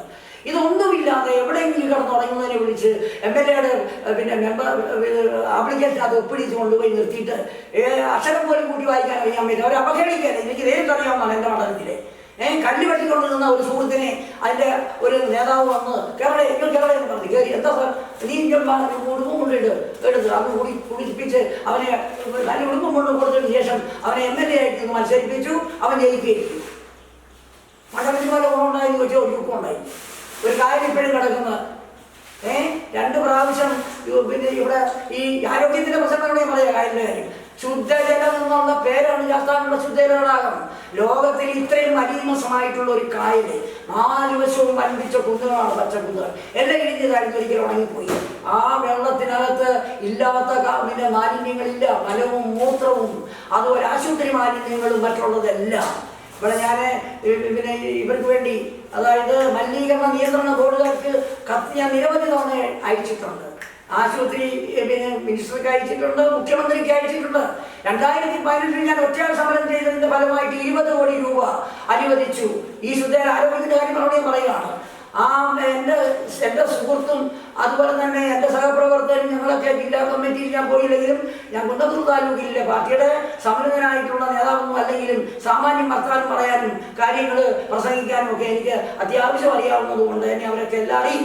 പക്ഷേ 20 കോടി രൂപ ധനകാര്യമന്ത്രി, എൻ്റെ മണ്ഡലത്തിലല്ലെങ്കിലും എൻ്റെ ജില്ലയിലെ പിന്നെ മന്ത്രിയായ ധനകാര്യമന്ത്രിയുമായ ബാലഗോപാലൻ 20 കോടി അനുവദിച്ചിട്ട് ഒരു നയ പൈസ അവിടെ ചെലവഴിച്ചില്ല. ഇപ്പൊ തന്നെ ഇതിന് ടൂറിസത്തിന് വേണ്ടി 50 കോടി അനുവദിച്ചു ജില്ലാ പഞ്ചായത്തിന്. എന്താ ടൂറിസം? കായലില്ലാതെ അവിടെ ടൂറിസം എന്താണ്? മദ്യപിക്കാൻ വേണ്ടിയിട്ട് ഓപ്പൺ എയർ തിയേറ്റർ ഉണ്ടാക്കി വെച്ചിരിക്കുന്നു. 4 ഭാഗത്ത് മണ്ണടിഞ്ഞ് കിടക്കുകയാണ്, ഏക്കർ കണക്കിന് മണ്ണടിഞ്ഞ് കിടക്കുന്നു. എന്തിനു പറയാൻ? അച്യുതാനന്ദൻ എന്ന് പറയുന്ന എനിക്ക് ഏറ്റവും പ്രിയപ്പെട്ടവനായിട്ടുള്ള അച്യുതാനന്ദൻ സഖാവിൻ്റെ കാലത്ത് സുതാര്യ കേരളത്തിലൂടെ ഞാൻ 2009 ജൂലൈ 30 ഞങ്ങൾ സുതാര്യ കേരളത്തിലൂടെ വീഡിയോ കോൺഫറൻസിലൂടെ സംസാരിക്കുന്നത്. അന്ന് അദ്ദേഹം എന്നോട് പറഞ്ഞു, സദാശിവൻ ഈ അദ്ദേഹം ഡോക്ടറോട് ചോദിച്ചു, ഇദ്ദേഹം പറയുന്നതൊക്കെ ശരിയാണോ? അന്നേ എന്ന് അവിടെ എന്നോട് പറഞ്ഞു. ഞാൻ വീട്ടിലാണ്, മുഖ്യമന്ത്രി തിരുവനന്തപുരത്താണ്, പിന്നെ കൊല്ലത്താണ്. ആ മനുഷ്യൻ പറഞ്ഞത് ശാസ്താംകോട്ട ശുദ്ധജലം ഘട്ടമായിട്ട് സംരക്ഷിക്കുമെന്ന് പറഞ്ഞ് ഒരു ചുണ്ണാമ്പോടാണെന്നില്ല. ഞാൻ ഉമ്മൻചാണ്ടിക്ക് കത്തെഴുതിയ കവിത തന്നെ എഴുതി, ശാസ്താംകോട്ട തടാകം പിന്നെ ഇതാണ് ദയാവധം കാത്തു കിടക്കുന്നു എന്ന് പറഞ്ഞുകൊണ്ടൊരു കവിത എഴുതി കണ്ടു കാണാൻ വയ്യാത്ത ഞാൻ അയച്ചു കൊടുത്തു. അദ്ദേഹം അവിടെ ജമിനി എന്ന് പറയുന്ന അവിടെ വന്നു, 8-ന് പരിപാടി പ്രഖ്യാപിച്ചു. 8 നിലയിൽ പൊട്ടി തകർന്നു. ഇന്നും അതിനകത്ത് ഒരെണ്ണം നടത്തിയിട്ടില്ല. ഞാനത് വിശദീകരിക്കുന്നില്ല. ഇതാണ് കേരളത്തിലെ നവകേരളത്തിൻ്റെ നിർമ്മാതാക്കൾ കാണാതെ പോയത്. കേരളത്തിന്റെ നാറിയ മുഖമാണ് ശാസ്താംകോട്ട ശുദ്ധജല തടാകം. ലോകോത്തര തടാകങ്ങളിൽ ഒന്നാണത്. 1212 നമ്പർ തടാകമാണ് ശാസ്താംകോട്ട ശുദ്ധജല തടാകം. ആദ്യം ഞാൻ ഇന്ന് വരെ പച്ചവെള്ളം കുടിച്ചിട്ടില്ല. ഞാൻ കോളേജ് പഠിക്കുന്ന കാലത്ത് ഞങ്ങൾ 2 കൈത്തുടന്നേ കോരി കുടിക്കുകയായിരുന്നു. ഇന്ന് അതിനകത്ത് ഇറങ്ങിയ ചൊറിയും, കാലും കൈയും ചൊറിയും. ആ വിധത്തിൽ നശിച്ചു കിടക്കുന്നു. ഈ പിണറായി വിജയൻ എന്ന് പറഞ്ഞ എൻ്റെ മാതൃസംഘടനയായ മാർക്സിസ്റ്റ് പാർട്ടിയുടെ നേതാവില്ലേ, അദ്ദേഹം എന്തുകൊണ്ടാണ് ഇത് കാണാതെ പോയത്? നവകേരളത്തിന്റെ എല്ലാ പശ്ചാത്തല സൗകര്യങ്ങളും ഒരുക്കിയെന്ന് പറഞ്ഞല്ലോ. കഴിഞ്ഞ പ്രാവശ്യം ശാസ്താംകോട്ട വന്നല്ലോ. എന്തുകൊണ്ട് ഈ തടാകത്തെ അവഗണിക്കുന്നു? യൂറോപ്പിലായിരുന്നെങ്കിലല്ല 4 വശവും സ്വർണ്ണക്കട്ടകൾ കൊണ്ട് കെട്ടി, അതായത് എന്താണ് പശ്ചിമഘട്ടത്തിന്റെ ഓരത്തായിട്ട് ഇങ്ങനെ വരുന്ന പച്ചക്കുന്നുകളാൽ ചുറ്റും ഒരു കോട്ട കെട്ടി അങ്ങനെ കിടക്കുകയാണ് നീലത്തടാകം. കാണാൻ നിങ്ങൾ കാശ്മീരിലെ ദാൽ തടാകത്തിൽ പോകണ്ട, അവിടെ ശാസ്താംകോട്ട വന്നാൽ മതി. 14 കിലോമീറ്റർ ചുറ്റളവിൽ റോഡുണ്ട്. ഇപ്പം എന്താ സ്ഥിതി അവിടെ? അവിടെ സ്ഥിതി എന്താണ്? അക്കേഷ്യ മരം വളർന്ന് ഇടതുറന്ന് കിടക്കുന്നു. അതിൻ്റെ കായും വള്ളിയും എല്ലാം ഇന്ന് കളത്തി കിടക്കുന്നു. റബ്ബർ ചുറ്റോട് ചുറ്റും. അതിനകത്ത് ഉപയോഗിക്കുന്ന മുഴുവൻ മാലിന്യങ്ങളും ഈ തടാകത്തിലാണ്. പമ്പ് ഹൗസിൽ നിന്ന് പുറത്തേക്ക് വിടുന്ന വെള്ളം ഇത് പിന്നെ ശാസ്താംകോട്ട കായലിൽ നിന്ന് പമ്പ് ചെയ്യുന്ന ആ വാട്ടർ ടാങ്കിൻ്റെ 10 അടി 15 അടി അകലത്തിലാണ് ആ വെള്ളം വന്ന് വീഴുന്നത്. ചോദിക്കുമ്പോൾ പറയുന്നത് വലിയ കുഴപ്പമില്ല, മാലിന്യം ഇടുന്നതാണ്. ശാസ്താംകോട്ട ടൗണിലും പോസ്റ്റ് ഓഫീസിന്റെ ഭാഗത്തും എല്ലാം ഒഴുകി വരുന്ന പച്ചക്കറിയുടെയും മത്സ്യത്തിന്റെയും മാംസത്തിന്റെയും മുഴുവൻ മാലിന്യങ്ങൾ ഒഴുകി വന്ന് വീഴുന്നത് ഈ പറയുന്ന ടാങ്കിന്റെ തൊട്ട് കിടക്കേസ്ഥാണ്. ഞാൻ ഇതെല്ലാം ബന്ധപ്പെട്ടവരോട് പറഞ്ഞയച്ചു, ഞാൻ എഴുതി കൊടുത്തു. അല്ലാതെ തന്നെ അവിടെ 1930 നമ്പർ വിളിച്ച് പറയുന്നു. ഞാൻ എടുത്തു വെച്ചിരിക്കുന്ന വെള്ളം എന്താണ്? തിളപ്പിച്ചാറ്റിയുള്ള അടുത്ത വശത്ത് നോക്കുമ്പോൾ പല്ലി എത്തി കിടക്കുന്ന പോലെ, അല്ലെങ്കിൽ മീൻ ചത്തി ചീഞ്ഞ് കിടക്കുന്ന പോലുള്ള വെള്ളമാണ്. ഇതാണ് കേരളത്തിലെ ആരോഗ്യരക്ഷയുടെ ഒരു മുഖമായി ഞങ്ങൾ പറഞ്ഞത്. മാലിന്യം കൊണ്ട് പൊറുതി മുട്ടിയിരിക്കുകയാണ് ഈ നാടിൽ മുഴുവൻ. എവിടെ ശുചിത്വ കേരളത്തിന്റെ ഭാഗമായിട്ട് ഈ ഞാൻ കേരള ശുചിത്വ കേരളം എന്ന് പറയുന്നത് അബ്ദുൽ നാസർ സാർ ഇരുന്നപ്പോൾ ശാസ്താംകോട്ടം നിർമ്മൽ ഗ്രാമം ശാസ്താംകോട്ടം എന്ന് പറഞ്ഞ പഞ്ചായത്ത് പറഞ്ഞു ഉണ്ടാക്കിച്ചു. അവിടെ ഒരു ചുക്കം നടന്നില്ല. അന്നേരം അത് ഉദ്ഘാടനം ചെയ്യാൻ വരുമെന്ന് പറഞ്ഞൊക്കെ MLA ആണ് ഉദ്ഘാടനം ചെയ്തത്. അതിനകത്ത് അവിടെ ഷക്കോഫാറാണ്, അവിടെയുള്ള അടിപിടിയാണ്. അവർക്ക് ചില്ലറ കിട്ടിയാൽ മാത്രം മതി. ഞാൻ ചില്ലറ വാങ്ങിച്ച് കഴിക്കുന്ന ഒരു പാരമ്പര്യമുള്ള ആളല്ലേ ഞാൻ. അതുകൊണ്ടാണ് ഞാനിത് പറയുന്നത്. എന്നെ കാശ് കൊടുത്ത് വിലയ്ക്ക് വാങ്ങാൻ അവിടെ പല പല പാർട്ടിക്കാരും നാട്ടുകാരും ശ്രമിച്ചിട്ടുണ്ട്. എനിക്ക് വേണ്ട. ഞാൻ എൻ്റെ നാടിനോട് കൂറ് പുലർത്താത്തവനെ അധികാര സ്ഥാനങ്ങളിലേക്ക് എന്തിനാണ് നമ്മൾ വോട്ട് ചെയ്യപ്പെടുന്നത്? നമ്മുടെ വോട്ടിന് വിലയില്ലേ? നമ്മളിവിടുത്തെ പൗരന്മാരല്ലേ? നമ്മളിവിടുത്തെ മനുഷ്യരല്ലേ? പ്രകൃതിദത്തമായ അവകാശങ്ങളെങ്കിലും അനുവദിച്ചു തരികയോ സംരക്ഷിക്കുകയോ ചെയ്യാൻ കെൽപ്പില്ലാത്തവൻ എന്തിനാണ് ഭരണകൂടത്തിലേക്ക് കടന്നു വരുന്നത്? ഇവിടുത്തെ ഓരോ ജനത്തെയും അണിനിരത്തുന്നതിനുള്ള അശ്രാന്ത പരിശ്രമത്തിലേക്ക് ഞങ്ങൾ ഈ വന്ധ്യവയോധികന്മാർ ഇറങ്ങാൻ പോവുകയാണ്. ഇനി രക്ഷയില്ല. ഏത് തരത്തിൽ നിങ്ങൾ നോക്കിക്കോളൂ, കേരളത്തെ രക്ഷിച്ചെടുക്കാൻ കഴിയില്ല. വകതിരിവില്ലാത്തൊരു തലമുറയെ ഇവിടെ സൃഷ്ടിച്ചു കഴിഞ്ഞിരിക്കുന്നു. നവമുകുളങ്ങളെ വകവരുത്തും അവരെന്താണ് കഴിച്ചുകൊണ്ടിരിക്കുന്നത്? ചെറുപയറും കഞ്ഞിയും പുട്ടും പപ്പടവും ചെറുപയറും കൂടെ പുഴുകിയ യൂണിറ്റും ഒക്കെ കഴിച്ചുകൊണ്ടിരുന്ന ആളുകളൊക്കെയാണ് ഞാൻ. എൻ്റെ ആരോഗ്യത്തിൻ്റെ രഹസ്യതാണ്. ഞാൻ 5 ദിവസം പോലും ഒരു ആശുപത്രി കടന്നിട്ടില്ല. 75 വയസ്സിലും ഞാൻ 6 മണിക്കൂർ 7 മണിക്കൂറൊക്കെ ഇതേ സൗണ്ട് വെലോസിറ്റിയിൽ നിന്ന് സംസാരിക്കുകയാണ്. ഒരനുസരണം ഞാൻ പറയത്തില്ല. നമുക്ക് ഡിബേറ്റ് വയ്ക്കാം സാർ. നിങ്ങൾ അസംബ്ലിയിൽ ഡിബേറ്റ് വയ്ക്കുന്നില്ലല്ലോ, നിങ്ങൾ ഡിസ്കസ് ചെയ്യുന്നില്ലല്ലോ, നിങ്ങൾ ഡിസിഷൻ എടുക്കുന്നില്ലല്ലോ. അസംബ്ലിയിൽ വേറെ പണിക്കല്ലേ അത് ഉപയോഗിക്കുന്നത്. അതുകൊണ്ട് അതൊക്കെ മാറ്റിയിട്ട് ജനങ്ങളുടെ ഇടയിലേക്ക് വരണം, ജനങ്ങളുടെ മധ്യത്തിൽ വരണം, അവരുടെ പ്രശ്നങ്ങളുമായി ചർച്ച ചെയ്യണം. നിങ്ങൾ ഈ ബാരിക്കേഡ് ഉണ്ടാക്കി വെച്ചിട്ട് ജനങ്ങളെ അങ്ങോട്ട് അടുപ്പിക്കാതെ അതിനകത്ത് കിടന്ന് അടിയും പിടിയും കൂടി അക്രമം കാണിച്ച് പാർട്ടിയുടെ തീരുമാനങ്ങൾ നടപ്പിലാക്കുന്നത് എങ്ങനെയാണ്? ഇന്ത്യൻ ഭരണഘടന കീഴിൽ പാർട്ടി ഭരണഘടനയാണോ നടപ്പിലാക്കേണ്ടത്? ഇന്ത്യൻ ഭരണഘടനയിലൂടെ നടപ്പിലാക്കേണ്ടത്? എന്തുകൊണ്ടാണ് ഇത് ചോദ്യം ചെയ്യാൻ ആളില്ലാത്തത്? അവരുടെ ഉപജീവന മാർഗമാണ് രാഷ്ട്രീയം. പണ്ട് സേവനമായിരുന്നു. അത് ആരുടെ കാലത്തായിരുന്നു? AKDയുടെ കാലത്ത്. ഇപ്പോഴുള്ളവരുടെ കാലം അതാണോ? സ്വർണം പൊട്ടിച്ചു കൊടുത്തിട്ട് അതിന്റെ കമ്മീഷൻ വാങ്ങിക്കുന്ന പാർട്ടി നേതാക്കന്മാരെ എനിക്കറിയാം.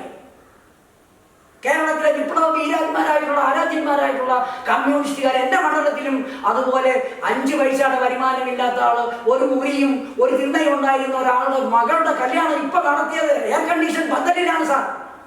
ഞങ്ങൾക്ക് വിഷമമുണ്ട്.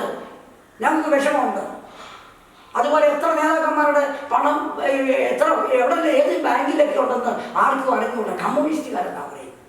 ഞാൻ ഒരു സൈക്കിൾ പോലും എനിക്കില്ല, ഒരു സൈക്കിൾ പോലും ഞാൻ സമ്പാദിച്ചിട്ടില്ല. എൻ്റെ 2 പെൺമക്കളെ വിട്ട് എൻ്റെ തന്ത ഉണ്ടാക്കിയിരിക്കുന്ന വസ്തു വിറ്റിട്ടാണ്.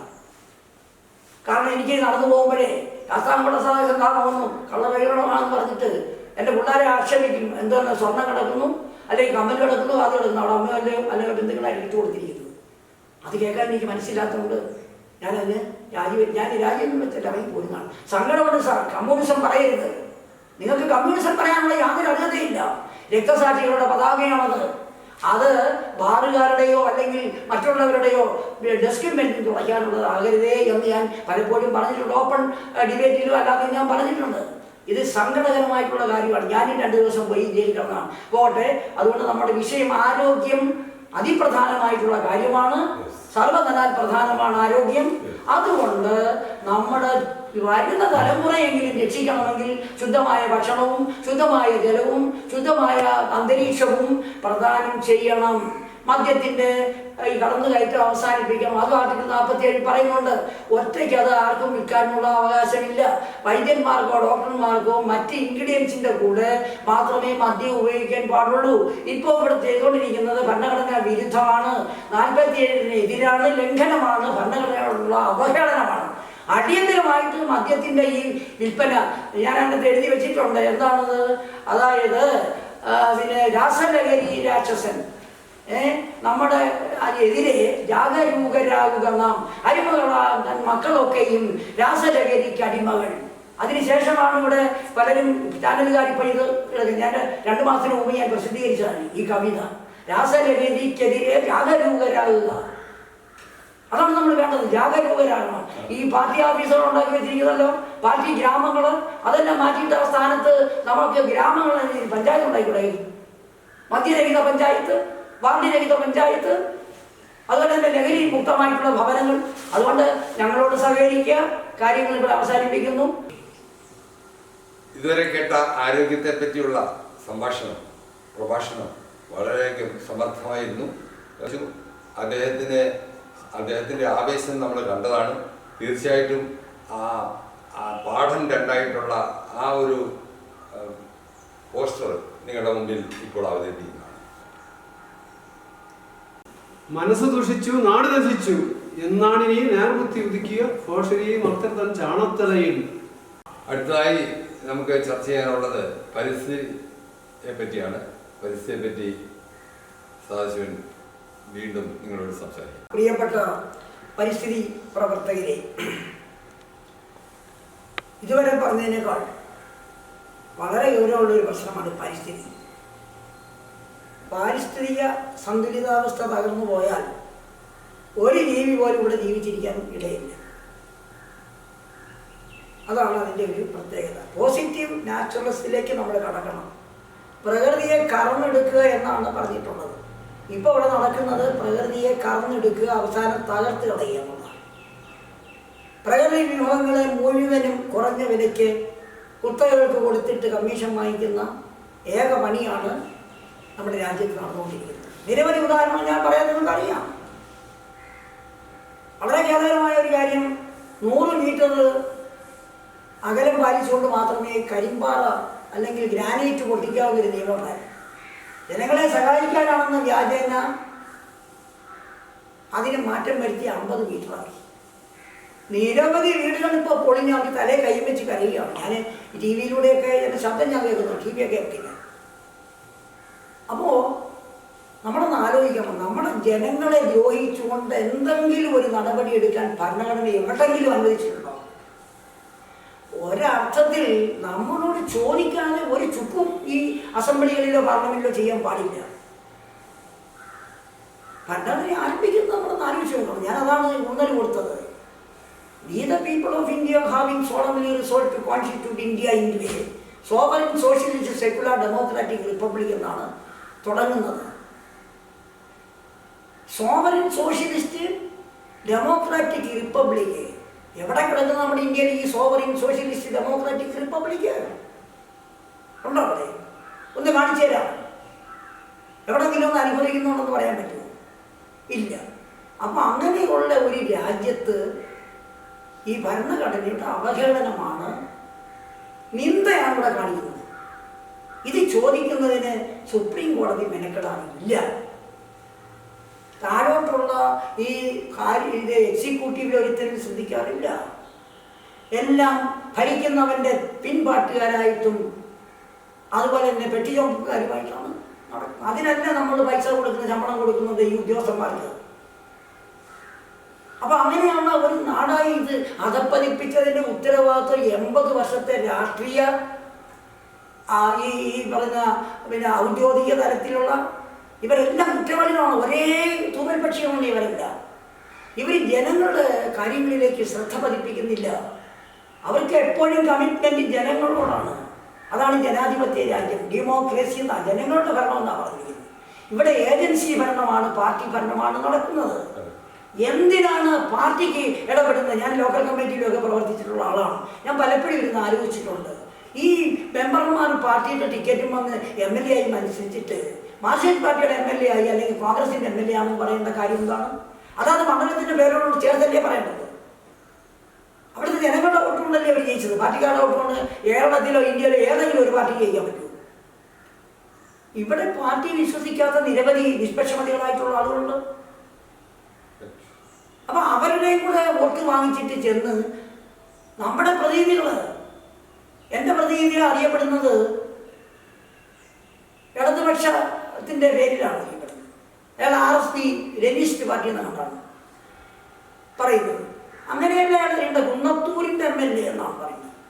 ആരാളിയാലും SOY കുന്നത്തൂരിന്റെ MLA, വയനാടിന്റെ MLA അല്ലെ MP. അതല്ലാതെ ഇന്ദിരാ കോൺഗ്രസിന്റെ MP അല്ലെങ്കിൽ കോൺഗ്രസ് അല്ലാത്ത ഏതെങ്കിലും പാർട്ടിയുടെ MP എന്ന് പറയാൻ പാടില്ല. ഇതൊക്കെ ഇവിടെ നടക്കുന്ന ജനാധിപത്യമാണ്. അപ്പൊ പരിസ്ഥിതിയെ കുറിച്ച് ഞാൻ പറഞ്ഞു വന്നത്.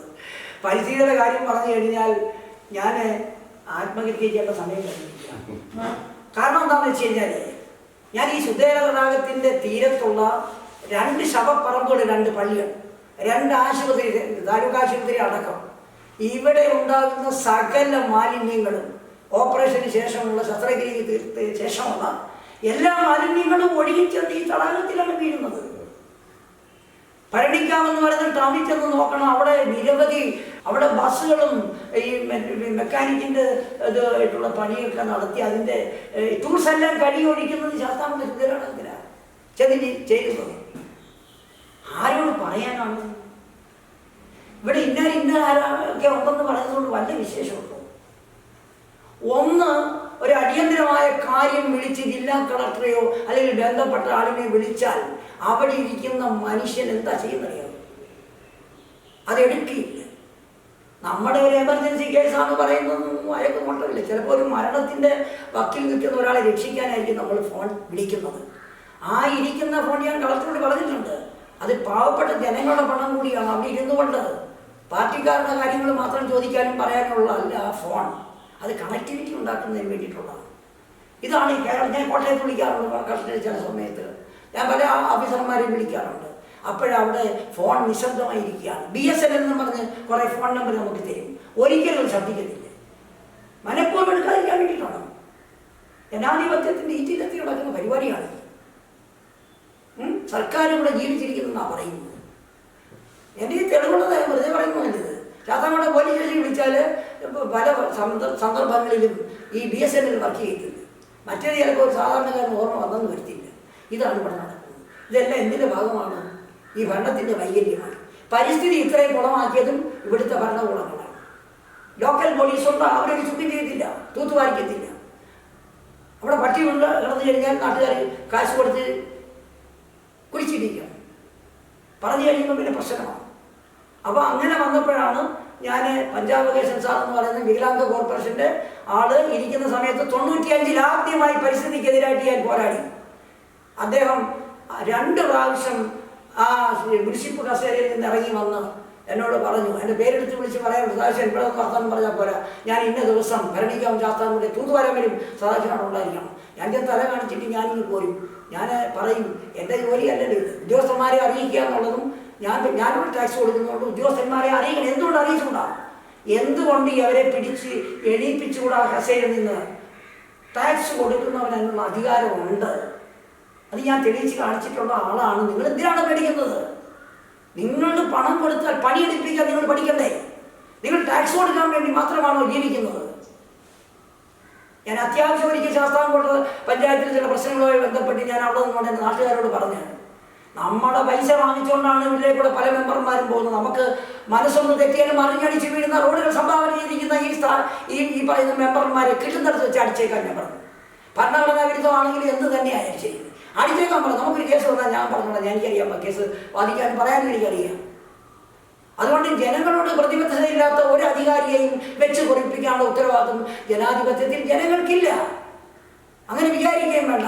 കൊടിയും വടിയും പിന്നെ വാളും കൊടുത്ത് വിട്ടിട്ട് അടിമകളെ കൊണ്ടു നടന്ന് അതിൻ്റെ തലയെണ്ണി കാശ് വാങ്ങിക്കുന്ന ഈ മതജാതി രാഷ്ട്രീയ പ്രസ്ഥാനങ്ങളുണ്ടല്ലോ, ഇവിടെ അത് ആയുധം വെച്ചിട്ട് അവരവരുടെ പാട്ടിന് പോയി പണിയെടുക്കണം. അധ്വാനിക്കാതെ അന്നം ആഹരിക്കുന്ന ഇവരെല്ലാം ഇത്തിൽ കണ്ണികളെ പോലെയുള്ള നരാധനന്മാരാണ്. അത് പറയുന്നതിനൊരു പേടിയില്ല. കാരണം ഞാനിതൊക്കെ ചെയ്യിച്ചതാണ്. ശാസ്താംകോട്ട വരും, ഞാൻ മുഖ്യമന്ത്രിയോ പ്രധാനമന്ത്രിയോ ആരെ വേണ്ടി ഞാൻ വെല്ലുവിളിക്കുകയാണ്. ഞാൻ അന്ന് അവിടെ ഈ നയനാരെ കൊണ്ട് 95 താലൂക്ക് ആശുപത്രിക്ക് ഒരു 10 ലക്ഷം രൂപയുടെ കുറവേ ഉള്ളൂ 1 കോടി രൂപയ്ക്ക്. നയനാരെ ഞാൻ നേരിട്ട് പോയി കണ്ടപ്പോൾ അദ്ദേഹം അതിനാവശ്യമായിട്ടുള്ള നടപടി അഡ്മിനിസ്ട്രേഷൻ സാക്ഷനോട് കൂടിയാണ് MLA അല്ല, പഞ്ചായത്തിൻ്റെ അല്ല, ബ്ലോക്കിൻ്റെ എല്ലാം അവിടെ നിൽക്കുന്ന ആശുപത്രി 100 ബെഡോട് കൂടി ആശുപത്രി അവിടെ കൊണ്ടുവന്നു. എന്താ നിങ്ങൾക്ക് പറ്റത്തില്ലേ? അതെനിക്ക് കാഴ്ചയുണ്ട് കുറേയൊക്കെ. നിങ്ങൾക്കാർക്കും പറ്റില്ല. നിങ്ങളെല്ലാം പൗരന്മാർ കേട്ടോണ്ടിരിക്കുന്നവർക്കെല്ലാം നിങ്ങൾക്ക് ഇതുപോലെ ചോദിക്കാനുള്ള ചങ്കുറ്റയില്ലേ? നിങ്ങൾക്ക് വോട്ട് ചെയ്യാൻ മാത്രമുള്ള ഒരു ആംബിയർ മാത്രമേ ഉള്ളൂ. അതുകൊണ്ടാണ് ഞാൻ എൻ്റെ കുട്ടികളോട് ഞാൻ പഠിപ്പിക്കാനൊക്കെ പല കോളേജിൽ അവിടെയൊക്കെ പോകുമ്പോൾ ഞാൻ പറയും, ആദ്യമായിട്ട് ഒരു പൗരൻ സമ്പാദിക്കേണ്ടത് ചോദ്യം ചെയ്യാനുള്ള കഴിവ് ആർജിക്കണം. അതാരുടെ ഔദാര്യമല്ല. അത് കഴിഞ്ഞിട്ട് നിങ്ങൾ ക്യൂ പാലിക്കണം. അഴിമതിക്കാരെ ഇടയ്ക്കൂടെ കയറാൻ സമ്മതിക്കരുത്. ഏത് ഡിപ്പാർട്ട്മെന്റിലായാലും അഴിമതിക്കാരെ ഇടയ്ക്കൂടെ കയറാൻ അനുവദിക്കരുത്. തന്തയായാലും എന്തിനാണ് ഇത് രണ്ടുകൂടെ പറയുന്നത്? വെടിയും വെച്ചിട്ട് ഇട്ടു എന്ന് പറയുന്നതാണ്. ഇന്ത്യൻ ഭരണഘടന എഴുതി വെച്ചിട്ട് മറ്റേ ഭരണഘടന നടപ്പാക്കുന്നത് എവിടുത്തെ ന്യായമാണ്? ഏത് ലോകത്ത് നടക്കും? ഞാൻ ചിലപ്പോൾ ചോദിക്കാറുണ്ട്, ഈ ഇന്ത്യൻ ഭരണഘടന ആരും നടപ്പിലാക്കണം? ഭഗവാൻ വന്ന് നടപ്പിലാക്കണം? അതോ ചൈനക്കാർ വന്ന് നടപ്പിലാക്കണം? അതോ വീണ്ടും ബ്രിട്ടീഷുകാരോട് വരണോ? എന്തിനാവുക ഇത് എഴുതി വെച്ചിരിക്കുന്നത്? എന്തിനാവുക നിങ്ങൾ ഈ ഭീമമായ ശമ്പളം പറ്റുന്നത്? അപ്പം ഇപ്പൊ ഭരണഘടനയ്ക്കൊരു അതിനകത്ത് തന്നെ ഉണ്ട്, ഒരു വകുപ്പുണ്ട് 375 മറ്റാണ്.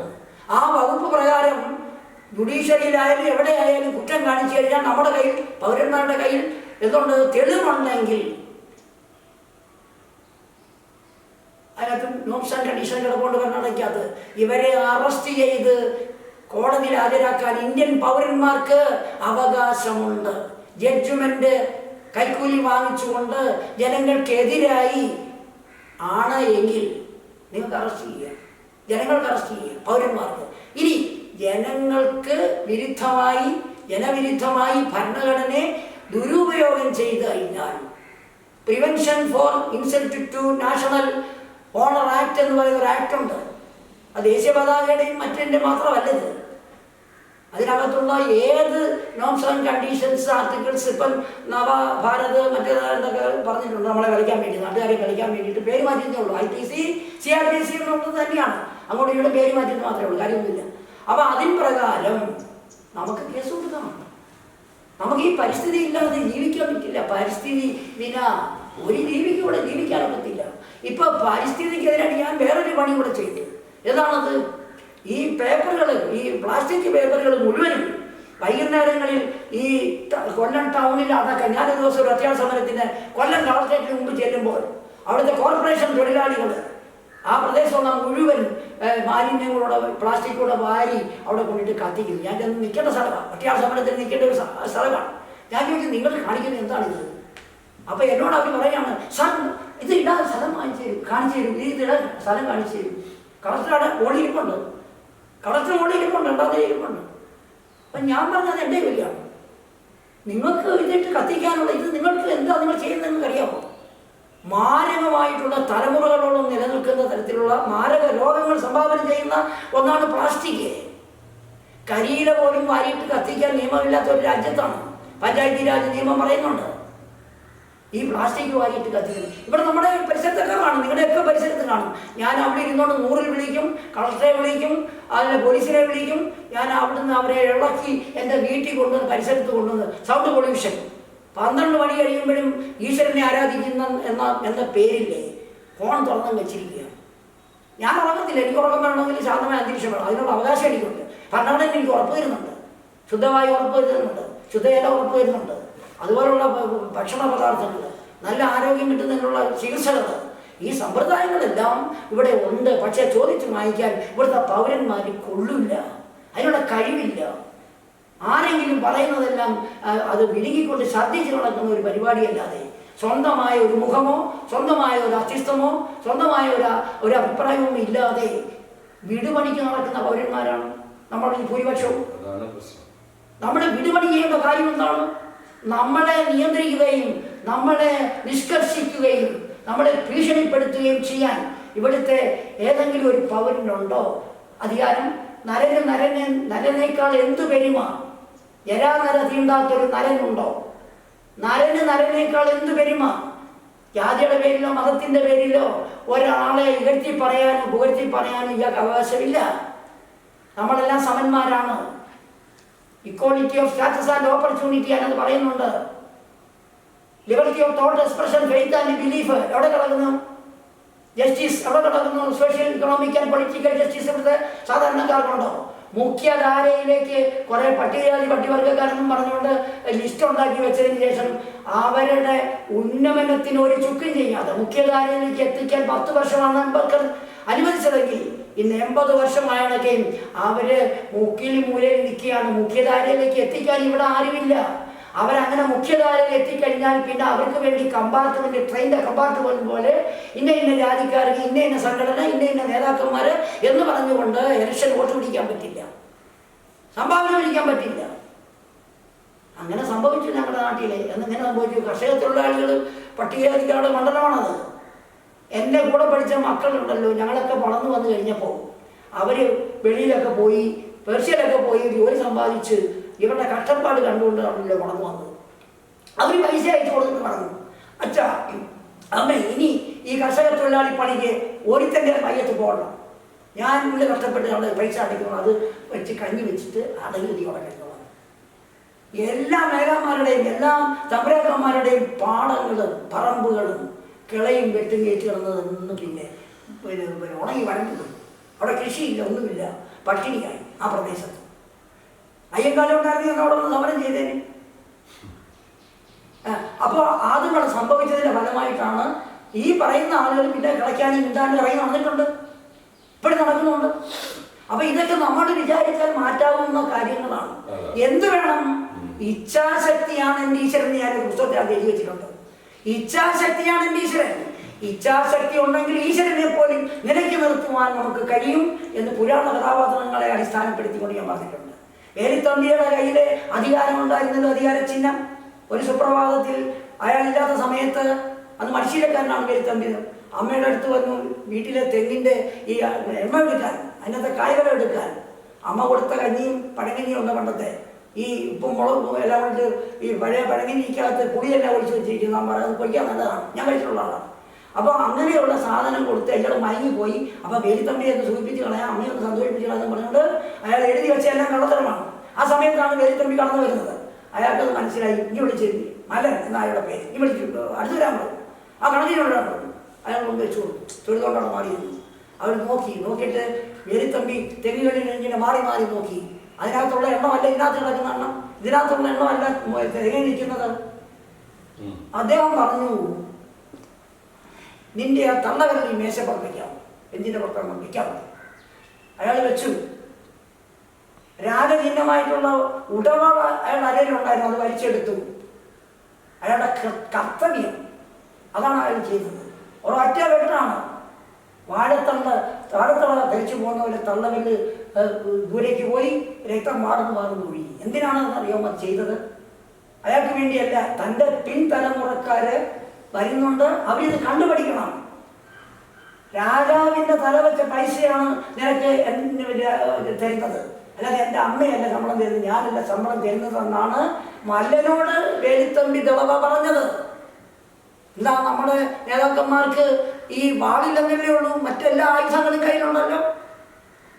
നട്ടലോടുകൂടി നിന്ന് ഒരു കാര്യം ചെയ്യിക്കാനുള്ള കഴിവ് ഇന്നുള്ള ഏതെങ്കിലും ആളുകൾക്കുണ്ടോ? അത് ചെയ്ത് കാണിച്ചിട്ട് വേണം മുഷ്ക് കാണിക്കാൻ, ധിക്കാരം കാണിക്കാൻ, ജനങ്ങളുടെ നേരെ ധാർഷ്ട്യത കാണിക്കാൻ. മാലിന്യങ്ങൾ കളക്ട് ചെയ്യണം. ഇത് എന്തിനാണ്? അടുത്ത തലമുറയുടെ നിലനിൽപ്പിന് വേണ്ടിയിട്ടാണ്.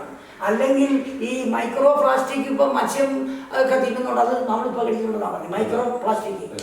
അതുപോലുള്ള എല്ലാ കാര്യങ്ങളും ഈ മാലിന്യങ്ങൾ ചുറ്റളവിൽ മാത്രം പോരാ, കേരളത്തിലെ എല്ലാ കുഗ്രാമങ്ങളിലും ഇന്ത്യയിലും അത് മാറ്റണം. വെറുതെ പത്രപ്രസ്താവനയ്ക്ക് വേണ്ടി ടി വിയിലും മറ്റിടത്തും വന്ന് പ്രസ്താവന ഇറക്കുന്ന യുദ്ധം അതൊക്കെ അവസാനിക്കണം. അതര വ്യായാമത്തിന് പകരം അധ്വാനിക്കാൻ, മന്ത്രിയായാലും അല്ലെങ്കിൽ മന്ത്രിയായാലും അധ്വാനിക്കാനുള്ള ശേഷി ജനങ്ങളുടെ മുമ്പിൽ കാണിച്ചു കൊടുക്കണം. എങ്കിൽ മാത്രമേ നിങ്ങൾക്ക് ഇനി തുടരാൻ സാധ്യതയുള്ളൂ, ജനങ്ങളുടെ പിന്നിൽ വരികയുള്ളൂ. അതുകൊണ്ട് നമസ്കാരം, ലാൽ സലാം. സദാശിവനെ പോലെ ജനറ്റിക്കലി ക്വാളിഫൈഡ് ഫൈറ്റേഴ്സ് പലരും കേരളത്തിലുണ്ടായിരുന്നു.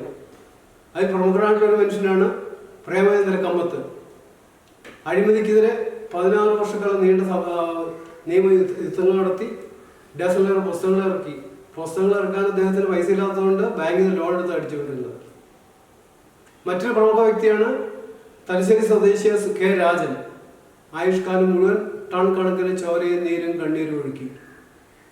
സദാശിവനെ പോലെയും കമുത്തനെ പോലെയും രാജനെയും പോലെയുള്ള ചെറുകില്ലാ പക്ഷികൾക്ക് ചിറക് ഉണ്ടാകാത്തതിന്റെ കാരണം പ്രജകളായ രാജാവായ പ്രജകളുടെ വിവരക്കേട് മാറിയാൽ സത്യം ശിവം സുന്ദരം. ഈ സെഷൻ ഇവിടെ അവസാനിപ്പിക്കുന്നു. നന്ദി, നമസ്കാരം.